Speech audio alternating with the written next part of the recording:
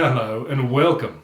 In today's video, I'm going to show you how you can keep your pastel colors clean and clear. This will be a two-part video. In the first part, I'm going to show you a drawing that I've recently completed, and I'm going to show you the process that I use to keep my colors really nice and bright and shiny. And then the second part of the video, I'm going to do a simple drawing demonstration, and you can follow along with that and do the drawing at home to try the technique out for yourself. So without further ado, let's get cracking! This is the finished drawing I recently completed of a beautiful sunrise that I observed. I took a photo of the scene and printed it out to make this drawing. One of the key things about this scene was the wonderful glowing light of the sunrise. I really wanted the drawing to be about that, and so keeping my colours clean and clear throughout this drawing was going to be key. You can see from these progress shots that although each successive layer builds more detail in the drawing, I didn't lose that glowing light right throughout. In this drawing I used soft pastels and also pastel pencils. But no matter how many pastels you have, you will still never have the exact colour that you're looking for, and so that requires some blending. I used 3 blending techniques in this drawing. I used my hand, I used tissues, and I also used blending stumps. Now I'll very quickly show you the whole drawing process, and then I want to explain a few key points out of that before we jump into the tutorial part of this video. The main thing I want to show you today is how to keep your colours clean and bright. With pastels, they can become very muddy and lose their sparkle easily. There are a few things that you can do to keep them clear, and I'll show you what they are today. Now you'll notice in the time lapse that I put the sky and the ground colours in first. I take quite a bit of time with the sky, in particular because once it's finished I don't touch it again. I use a variety of blues to get the colour that I want, and I keep blending white in to achieve the light effect. Once the sky looks right, it's time to start marking in the trees and the details. Now the trees were in silhouette, which means they were dark. The sky was awash with light, which means that it's light.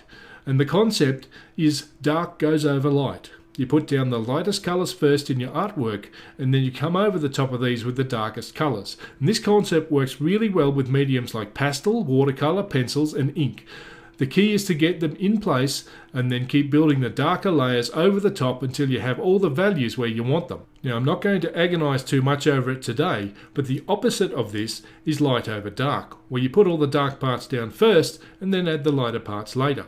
The remainder of the drawing, once I have the lights and the darks where I want them, is really just putting in the details and building up all those little lines that make the picture complete.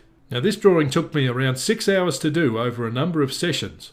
Now I've laid it out for you in just over a minute and a half. The key things you need to keep in mind when working dark over light is that you have to have a very good idea first of where the lights and the darks are. So spend some time looking at your reference and get this in your mind.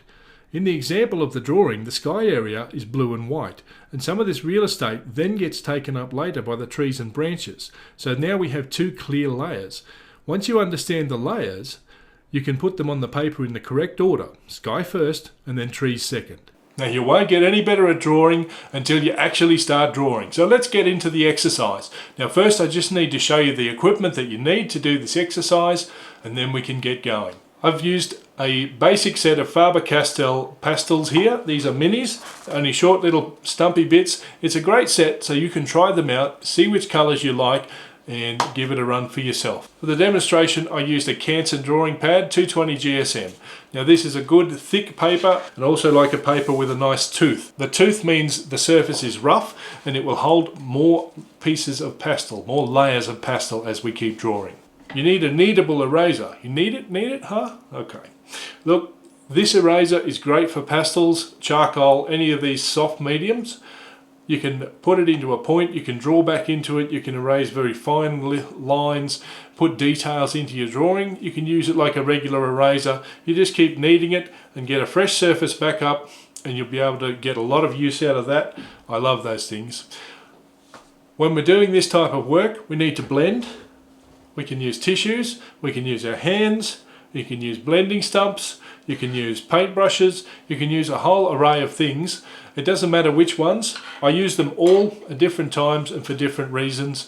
Try them out for yourself and see which ones work for you. The final thing I want to talk about today is this. Now this is a basic wet wipe. I can wipe my hands on there as I'm drawing. I wipe my hands in between every colour change. That is one of the secrets that I use to really keep my colours clean and clear while I'm drawing. Now that's everything we need, so let's start the drawing. Now this is your time to shine because you can draw this along with me. Now start with a light blue pastel and using the long side, draw a horizontal band across the top of the page. You will want to fill in around the top 1/3 of the page with colour.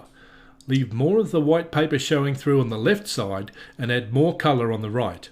Now using your fingers or a tissue, start blending the colour into the page. You'll see that as I rub the page, the blue colour is distributing across into some of the gaps that were left white on the paper before because of the tooth. Just a quick note that if you're going to use your fingers to blend, it's a great idea to wash your hands or give them a wipe with a wet wipe before you begin. Your fingers can have oil on the skin, and this can leave large fingerprint marks in your drawings that will stay there and will be hard to get rid of later. Now that I'm finished blending, you can see my fingers are covered in pastel. I grab my wet wipe and I wipe my fingers clean. I'm going to do this every single time I change colours. Now I take the white pastel and I start to draw over the top of the blue, particularly along the bottom and left side of the drawing. This is the part of the drawing where there's going to be more light in the sky, so I need to make this colour very light.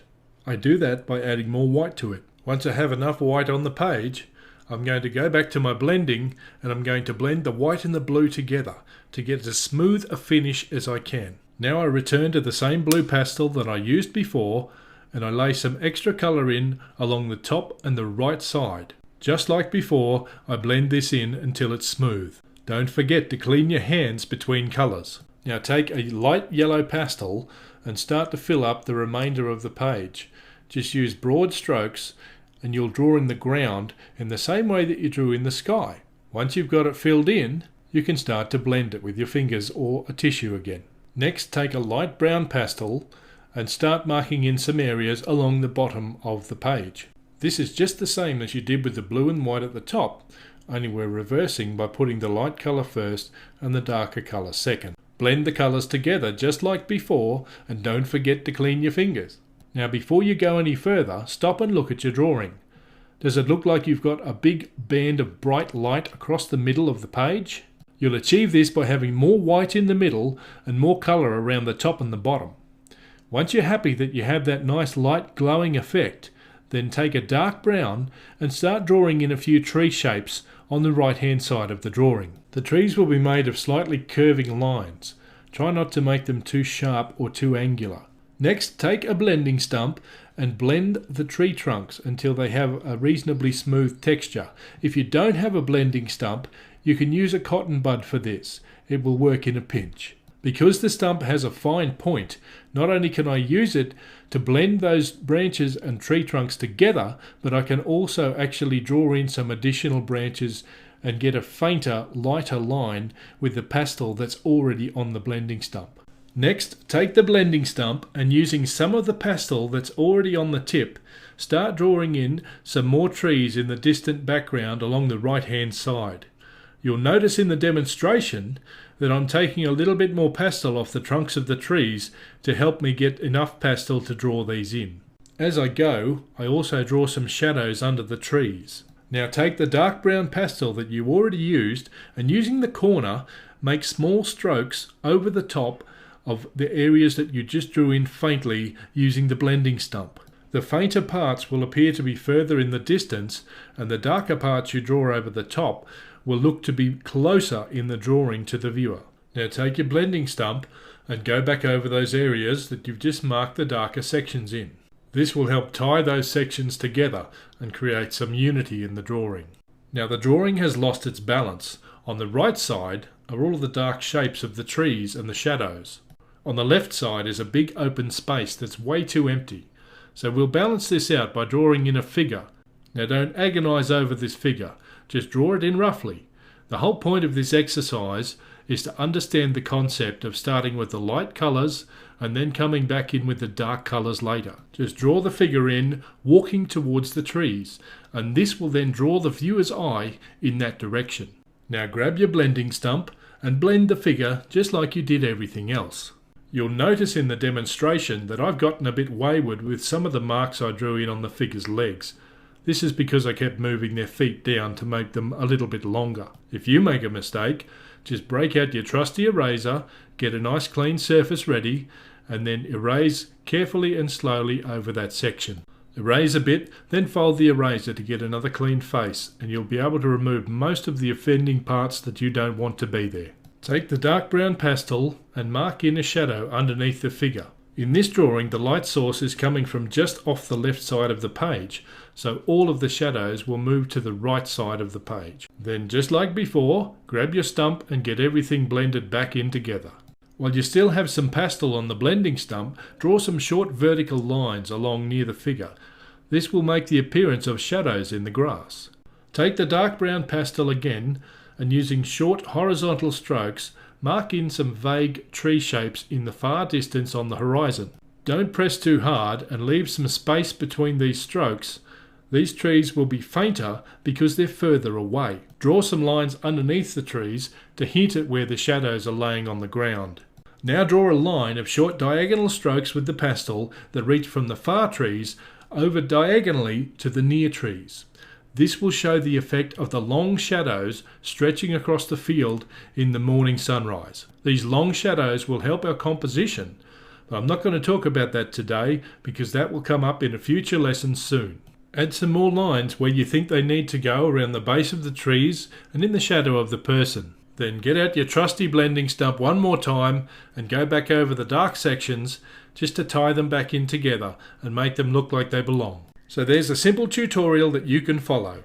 Give it a go and let me know how you get on. Leave me a comment below or leave a social media post and tag me in #JustindwyerArtistry. Now don't worry if your drawing doesn't look exactly like mine. It doesn't have to. That's not the point of an exercise. The whole point is to practice something new and to learn more about how to draw in this technique of dark over light. That's the end of the tutorial, but there are other great resources that I have available.